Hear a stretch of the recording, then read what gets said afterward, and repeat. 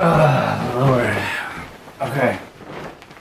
So, I want to address some daddy dom, little girl, BDSM, misunderstandings, confusions, like misconceptions, and so on. Because they kind of drive me crazy, actually. It took me a long time to get used to the terminology, and I don't agree with all of the terminology in BDSM by any stretch of the imagination, but they elicit feelings, and that's what we're all trying to find. So, the daddy little girl stuff took me a long time to get used to, and I'm actually a father too. Fortunately, my kids never called me daddy, so I didn't really have any, and I never called my own father daddy. I called him pops. So that kind of made it easy because it wasn't a word that really had any correlation or underlying like meaning deep down for me. But so it took me a while. It took me a while to get used to, and it took me a while to get comfortable saying that I'm a daddy dom. I think the most common misunderstandings that I hear that sort of drive me nuts. There's of course the incest stuff, and it's not anything to do with that. Nothing at all. It's not anything to do with father-daughter. It's not anything to do with role-playing. It's not anything to do with age. It's nothing to do with any of that. There's nothing creepy behind it. It's literally just that very nurturing dynamic. It's that very guiding, nurturing. If you wanted to call it teacher-student, you could, and it would work fairly well. Teacher-student isn't as tender, and there's definitely a tenderness to daddy little girl dynamics. That's what separates them from a pet and owner or master and slave. There's more obligation with the daddy and the little girl to care for the emotional components of your partner or the little girl. You hear a lot of times if you talk to somebody about it, because being single and dating, you meet people, and I don't just try to meet people specifically in BDSM. I just meet people. This isn't my lifestyle. I don't plan on, I mean, I have a FetLife account, but that will be gone. If I end up in a relationship, that's gone. I'm not going to go to meet and greets. I have no interest in any of that. I don't think there's any reason for a daddy to have a mentor or a little girl to need training by random people or a mentor. None of that really serves me. For me, I've been a daddy my whole life. Like, this behavior, that nurturing, caring side, that part of me that wants to have my partner be the best, strongest possible version of her, that is just there. That's ingrained in me. I don't need anybody to teach me that. And I think for a little girl, whatever her motivations are to please her partner, or to have somebody be proud of her, or to feel safe and protected, I think those are just there. I think the behavior is really natural.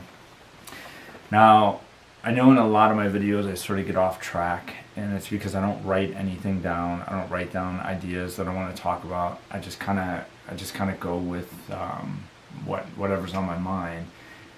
And sometimes stuff gets lost, and I think that's why it sounds like I jump around a little bit. But another aspect that, actually what I was going to say is, so I get a lot in dating, especially if I meet a vanilla girl. If you're a dom and it's probably scarier for a submissive, because you're going to find yourself in situations where if you tell a guy you're submissive, even a vanilla guy is going to try to sleep with you and take advantage of that. It's a little bit different for a dom, because you get a lot of responses from girls that, from women that are not, it's a lot of disinterest, so you have to be willing to accept a lot of rejection. And I mean, that's fine, it's whatever. Like, I'm looking for the right partner, I'm not looking for just any partner. But a lot of the things you hear are people think, well, I already have a father, I don't need a daddy, or They think that if they're independent, they think that you basically want a doormat. They take submission and they think it's synonymous with being a doormat or just doing what they're told, or they don't understand that if done well, it's a healthy dynamic that has some sort of structure in place for addressing conflicts and dealing with things. It's a more intimate dynamic where there's a much higher level of transparency because you're pushing limits in certain areas. So for me, I'm always pushing the limits. Having a little girl makes me a better person. I don't ever want to disappoint my partner.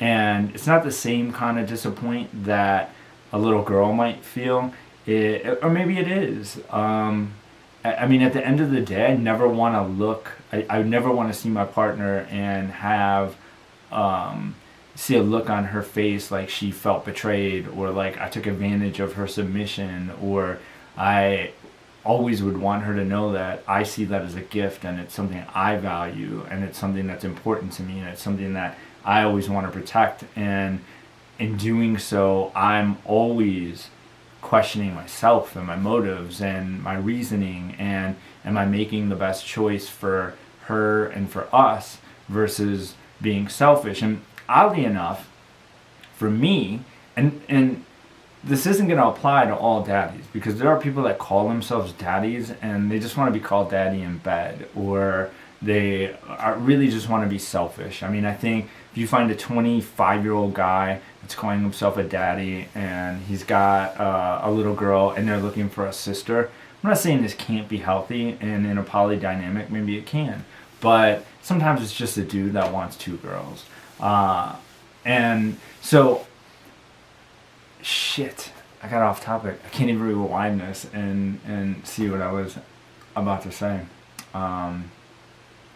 But I think what I was going to say is, in a healthy dynamic, I am always, if there's something that's on the fence, and I'm maybe me and my little girl disagree on what we're going to do or what we want or how to handle a situation or whatever, if it's on the fence, or if I'm questioning, that's enough for me to tilt it her way. If I was just a vanilla dude, I might make the more selfish choice and be like, oh, we're going to eat here, we're going to buy this car, we're going to do this. But being a daddy, I feel like I have way more responsibility to that submission. And so I always err on the side of caution. Another thing is that I talked about the independence thing. And when I say that, I mean wanting a partner that's a free thinker or has an independent thought and autonomy, not wanting a dysfunctional, I don't want a dysfunctional, unhealthy relationship with a partner that just does what I say. But it definitely, just because you're submissive to your partner does not mean you're a submissive woman. As a rule, I've dated girls that were in very competitive careers, and they were very assertive and had to be dominant in their everyday life when they're adulting, if you will. But they want a partner that makes these decisions, or they want a partner that can help them make personal choices. And even if that's as simple as what time to go to bed, what to eat, just being able to be like, Daddy, what time do I need to go to bed? It's very easy for me to quickly be like, all right, my little girl needs 8 hours of sleep. It takes her this long to get ready. She has to be here at this time tomorrow. Here's the time you should go to bed. And that isn't, I mean, decision making isn't always easy. Decisions are actually very taxing. So I think that the last thing. A lot of people, especially when you read on the internet, they just, it's like age play and daddy down little girl are just synonymous with each other, and they're not. All daddies are not in age play. All little girls are not in age play. That's a completely different thing. And I wish that was separated more. If you look in a Facebook group, it's like every little girl on there is showing pictures that she colored for her daddy, or she has her little age. For me, I'm not an age playing daddy. So Am I okay with some things? Absolutely. Like, I like building things. I'll make a fort. That's fine with me. And I'm fine with certain talk, probably more middle behavior. A lot of times, if a little girl identifies more in the like middle range, like 10, 12, 13, whatever, and she tends to behave more like that, like maybe her dress or pajamas or something like that, versus stuffed animals and coloring and so on, maybe she'll identify as a middle. Sometimes you hear a little, middle, you hear baby girls, you hear little girls. I tend to think little girl is a little girl that doesn't age play, whereas a little is a little girl that does age play. But everybody kind of defines it differently. And there are a lot of little girls that have no interest in anything relating to age play. But age play is a separate thing. So if you think that that just has to go with being a little girl or that dynamic, or you think that your daddy is going to expect those things from you if you are interested in somebody, that isn't necessarily accurate. So you always have to be just really true to what your needs are, and know that you will find a partner to hopefully fit those needs, and you guys can have more of a symbiotic dynamic. So I think that kind of covers it. It's just a very transparent, nurturing dynamic. And I will say this just in closing, that for me, probably the most important rule for me, I don't care if I ask my partner to do things and they don't succeed. Trying is always more than enough. Just give it your best, right? But transparency is the one rule that I am super, super strict on. And it's important because it's the one tool a little girl can give a daddy to make good, healthy decisions and informed decisions. So it's not a little girl, and I'm talking a little bit about basically DS dynamics in general, but it's not a little girl's job to make those decisions. Like, I don't want to be a bother, or I don't want to be a pest, or I don't want to upset him, or it's a little girl's job to just have a free space to roam and be herself and be natural and not have to overthink, and to feel safe and to feel secure. And it's a daddy's job to set those boundaries and say, I don't want to talk about that right now, but we'll talk about that later. Or to say, you're now, like, I have to get this done, but I will be, we can have some time together in an hour after I finish this or whatever. So it's not a little girl's job to set those limits or those boundaries. It's a daddy's job. It's a little girl's job to always be transparent.